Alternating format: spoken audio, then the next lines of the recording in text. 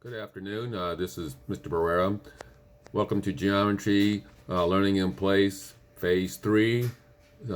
Starting week 1, I'm going to be doing symmetry and lines or translations.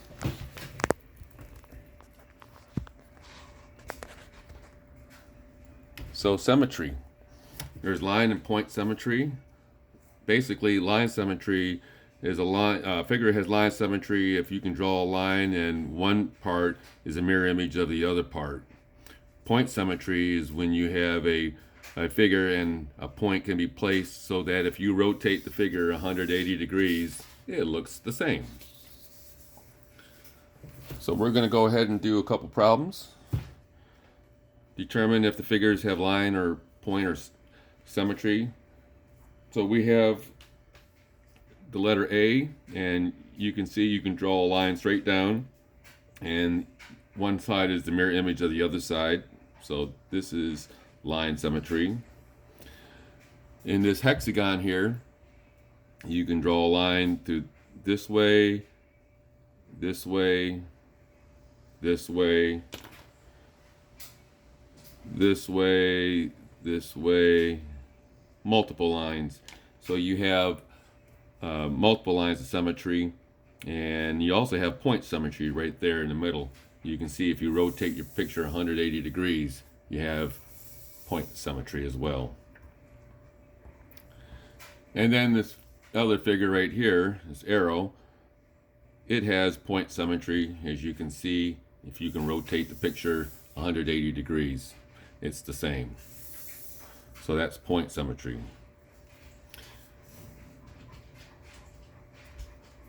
On 4 and 5, you're asked to determine or find the line of symmetry, then write the equation. So if I cut this rectangle in half vertically with a vertical line, it will go through the x-axis at 0. So therefore, it has the equation of x equals to 0. It also has horizontal line symmetry. If I cut it in half going horizontally, a horizontal line will have the equation y equals whatever point the line crosses on the y-axis, which in this case is 3.5. So the red line has this equation and the blue line has this equation. And then over here on this figure, you can see that we have line symmetry going down, and that will be y equals negative 4. So that's symmetry. Translations is a type of transformation where it shifts left or right, up or down. And here's the formula that we're going to be utilizing. A represents the horizontal translation, and B represents the vertical translation. So right here, we have, for example, this point 4, negative 6. And if we apply this rule right here, you can see that we got 4 minus 3 and negative 6 plus 8, which equates to 1, 2. This is our image, our pre-image and our image. So let's do a couple problems. And number 1, translate using this rule. What will be the position of A prime? Now it doesn't give us an A, so let's just pick an A, and I'll just arbitrarily say, let's say negative 4, 8.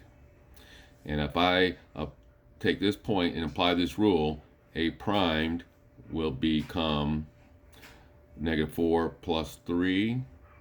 Whoops, I don't want that, just want to. And 8 minus 2, and we get negative 1, 6 is our A primed.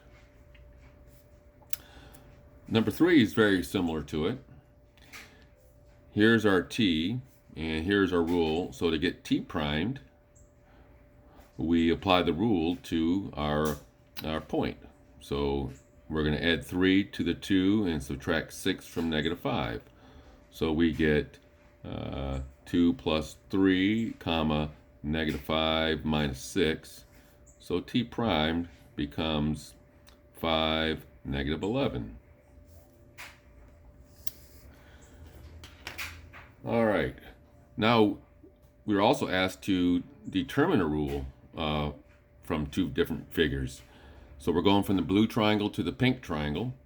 And you can take any corner. So let's just take a to a prime. So we're going to go right 2 and down 1. So plus 2, down 1. So our rule will become